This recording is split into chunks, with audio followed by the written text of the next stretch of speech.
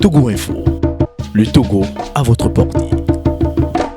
Ça fait exactement 30 ans que le peuple togolais s'est soulevé de façon générale, comme un seul homme, contre la dictature de Gnassingbé et Adema. Le 5 octobre est donc une date mémorable dans l'histoire du Togo. Cette date a marqué un point de non-retour.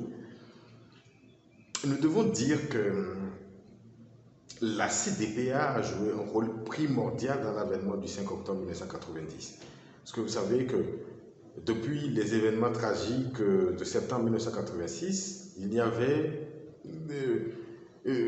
plus de mouvement sur le terrain. Le Togo était dans une sorte d'impasse politique parce que le dictateur était là et c'était extrêmement compliqué de s'organiser pour réclamer quoi que ce soit.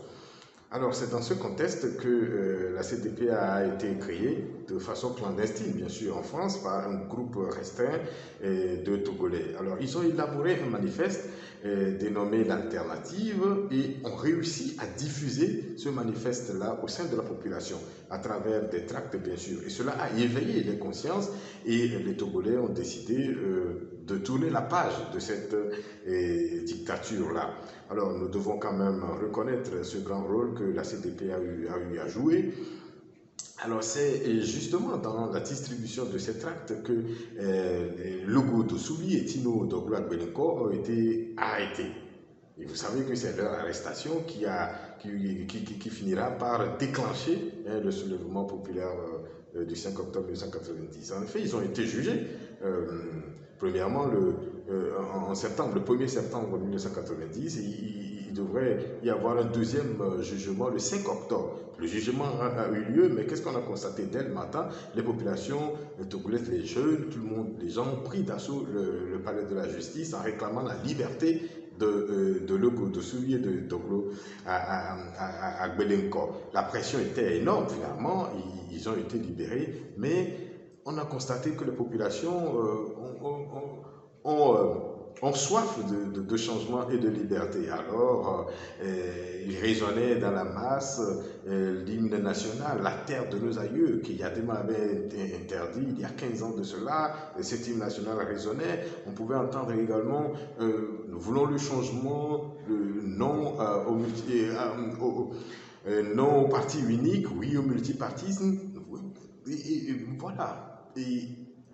Et qu'est-ce qu'on a constaté? Comme d'habitude, comme ce que les soldats font aujourd'hui, les soldats ont pris d'assaut les lieux de la manifestation qui était bien sûr pacifique. Ils ont commencé par violenter les populations, ils ont par torturer les gens et la manifestation qui à l'origine devrait être pacifique s'est transformée en émeute générale.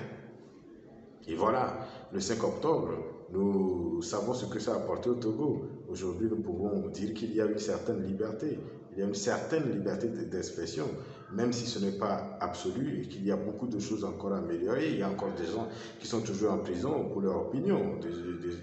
Il y a encore des prisonniers politiques au Togo. Et la lutte du 5 octobre est inachevée, mais ça a quand même ouvert le pays sur une nouvelle ère et le combat doit quand même continuer pour que le travail, que les anciens, le sacrifice, que les Togolais, parce qu'il y a eu des morts après le soulèvement populaire du 5 octobre, nous savons qu'il y a eu plusieurs morts, ces sacrifices que les Togolais ont consentis puissent vraiment bénéficier à cette nation qui cherche toujours sa liberté.